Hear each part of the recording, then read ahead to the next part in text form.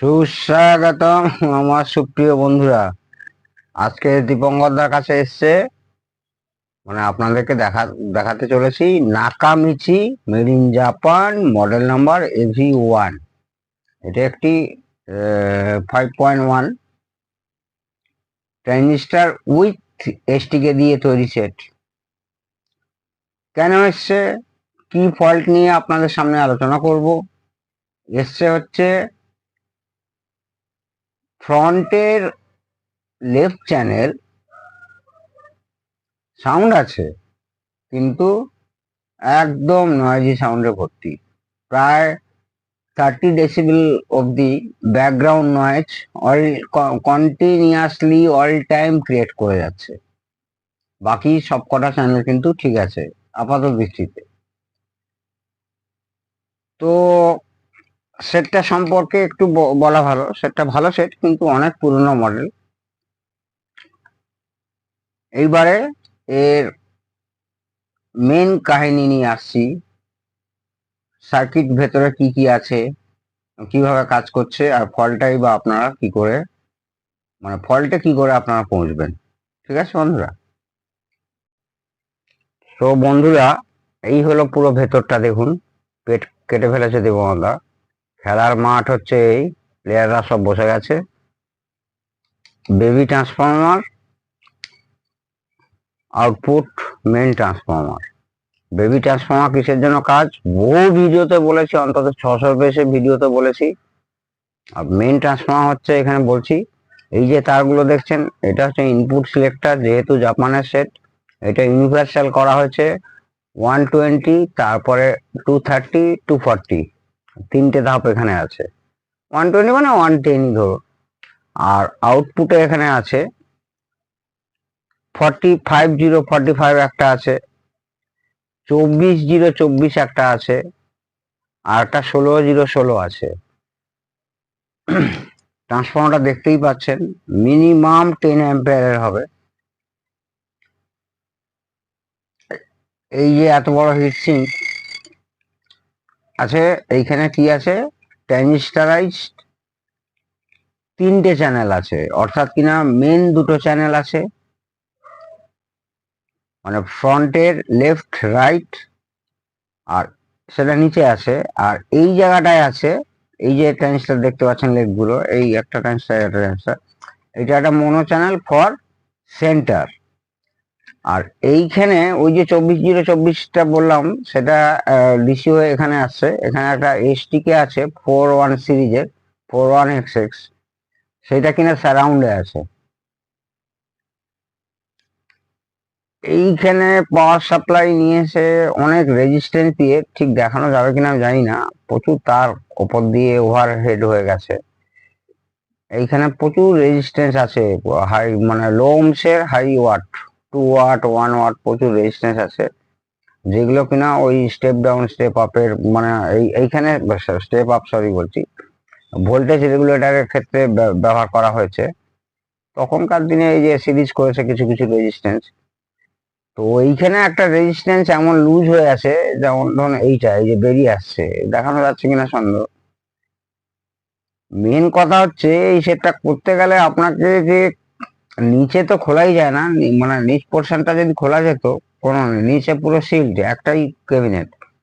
ফলে আপনাকে প্রত্যেকটা, এইটা হচ্ছে মেন মাদার বোর্ড, কাজ আছে এইখানে। প্রত্যেকটা মাদার বোর্ড খুলে, কানেকশন খুলে কিন্তু মেন বোর্ডে যেতে হবে। চারটিখানি কথা নয়, বিশাল বড় ব্যাপার। প্রত্যেকটা বোর্ড, এই হিটসিং খুলে ফেলতে হবে, একে খুলতে হবে, এই বোর্ড খুলতে হবে, এই বোর্ড খুলতে হবে, এই বোর্ড খুলতে হবে, এই বোর্ড খুলতে হবে, এই বোর্ড খুলতে হবে, এই ব্যাক কভার পুরো খুলে, এই যে ব্যাক সাইডের যে কভারটা আছে, এটা পুরো খুলতে হবে। করে এই হিটসিং সমেত মাদার বোর্ড বেরোবে। তারপর কিন্তু ফল্টে আপনাকে যেতে হবে। এইবারের কাহিনী বলছি, অন্তত পক্ষে 4 জন দেখেছে। সব বড় বড় কথা করে দেবো, কোনো ব্যাপার না। কে, এই যে আমি বলি না যে আপনারা স্টাডি করবেন, কে স্টাডি না করেই বলে দিয়েছে এসটি কে খাওয়াবো, হবে না আপনার। আরে এসটি কে তো এইটা প্রবলেম আছে ফ্রন্ট চ্যানেলের, মেন চ্যানেলের লেফট চ্যানেলটা, এসটি কে আছে সারাউন্ডে, ব্যাস বলে দিল এসটি কে খারাপ, কোনো রকম বেরিয়ে গেল হলো।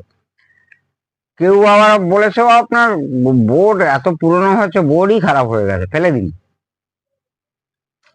চ্যালেঞ্জ থাকলে এটা রেডি করে দেখাবো। এইরকম বিভিন্ন মানে টেকনিশিয়ান বিভিন্ন টাইপের কথাবার্তা বলেছে, লাস্টে আমার সঙ্গে আলাপ হয়েছে এবং আমি ওনাকে আশ্বাস দিয়েছি 100% করে দেবো। এবং উনি আমার ল্যাবে এসেছিলেন, উনি দেখেই বলছে যে এখানে আর আপনাকে বলতে হবে না, এত কাজ, এত বিদেশি সেট বা আপনার এত ভিডিও দেখেছি, সবাই প্রশংসা করে আপনার। তো 100% আপনি যে করে দিতে পারবেন সেটা আপনার মুখে বলার দরকার নেই। তো সেক্ষেত্রে এইখানে কিন্তু সারাউন্ডিং এ এসটিকে আছে, এসটিকে তে যাওয়ার দরকারই নেই, কারণ সারাউন্ডিং ঠিক আছে। আপনাকে মেন লেফট চ্যানেল অর্থাৎ কিনা পুরো সেট খুলে এই যে রেজিস্ট্যান্স গুলো সব ঠিক আছে কিনা, তারপরে এই যে নোটস পিসিবি থেকে বেরিয়ে এসছে, একদম পিসিবি থেকে বেরিয়ে এসছে, সেটাকে ঠিক করতে হবে। তার নিচে ট্রাক পুড়ে আছে কিনা সেটাকেও দেখতে হবে। এখন তো আমি যেতে পারছি না। আর সবচেয়ে আগে একে লন্ড্রিতে পাঠিয়ে ধোলাই করতে হবে, পুরো সার্ভিসিং করতে হবে। আর এই আইসিটা হচ্ছে সাউন্ড প্রসেসর, এখানেও গন্ডগোল থাকলে থাকতে পারে, সেটা সেকেন্ড পার্টে যখন ফাইনাল ভিডিও দেখাবো যে আমি কি ফল্ট পেলাম এবং কিভাবে সলভ হলো সেটা দেখিয়ে দেবো। তো স্টেজ বাই স্টেজ, এইখানে যে ছোট্ট রিলেটা দেখছেন এটা সারাউন্ডের জন্য, এইখানে আবার একটা রিলে আছে, এটা মেনের জন্য। আর এইখানে যে একটা সিঙ্গেল রিলে আছে দেখছেন, এইখানে এই যে সিঙ্গেল জোবেল নেটওয়ার্কের একটা ইন্ডাক্টর কয়েল আছে, এটা কিন্তু আপনার সেন্টারের জন্য। অর্থাৎ সেন্টার অ্যাম্পলিফায়ারটা এই ওপরের দিকেই আছে একই বোর্ডে, আর নিচে একটা স্টিরিও অ্যাম্পলিফায়ার আছে যেটা কিনা ফ্রন্টে কাজ করছে, যার কিনা একটা চ্যানেল ফল্ট আছে। আর এটা আপনাদের বলেই দিচ্ছি, এটা হচ্ছে 4 সিরিজের একটা আইসি, যেটা কিনা আপনার সারাউন্ডের জন্য কাজ করছে। আচ্ছা আচ্ছা বন্ধুরা, তো সেট সম্পর্কে তো কিছুটা বললাম, তবে একটা জিনিস বলছি যে সেটটা এত কম্প্যাক্ট, মানে খুব ভালো। প্রথমত প্রচন্ড ধৈর্য এবং খুব ভালো কাজ জানলে তবেই কিন্তু এই ধরনের সেট নেবেন, নাহলে ওই আগে যে 4 জন উল্টো পাল্টা কথা বলে গেছে ওদের কথা শুনবেনই না। নিজে পারলে পুরো মানে মেন কাজ আছে এখানে, মানে 99.9% মেন কাজ এখানেই আছে, এখানেই ফলটা বেরোবে। তারপরেও যদি না হয় তখন এই বোর্ডে আসতে হবে, এই সাউন্ড প্রসেসরে আসতে হবে। তো প্রচন্ড কম্প্যাক্ট, ওয়ারিং গুলো পর্যন্ত ঠিক মতো, মানে সবই ঠিক আছে, কিন্তু ওয়ারিং আর কোথা দিয়ে নিয়ে যাবে, এত কম্প্যাক্ট করেছে। আর আপনার ফ্রন্ট চ্যানেল দুটো প্রচন্ড হাই ওয়াটের আছে, ভালো ট্রানজিস্টার আউটপুটে আছে। আর এইখানে যেটা সেন্টারে দেখাচ্ছি, সেন্টারটাও কিন্তু প্রচন্ড হাই ওয়াট আছে, শুধুমাত্র এসটিকে ব্যবহার করা হয়েছে আপনার সারাউন্ডিং। তো অত্যন্ত জটিল সেট, এবং আমার মতে পেছনটা যদি খোলা যেত, পেছনে কোনো কভার থাকতো যে খোলা যেত রিপেয়ারিং এর জন্য, এটা কোম্পানি করা উচিত ছিল, কিন্তু উপায় নেই। এখন আপনাকে মেন মাদার বোর্ডে যেতে হলে পুরোটা সেট আপনাকে ডিসঅ্যাসেম্বল করতে হবে, পুরো সেট। আর বিদেশি সেটে আরো একটা জিনিস আছে এখানে, মানে স্পিকার সিলেকশন, মানে 4 ohms, 8 ohms, 16 ohms। তো সেটাও, সেই সুইচটাও আছে।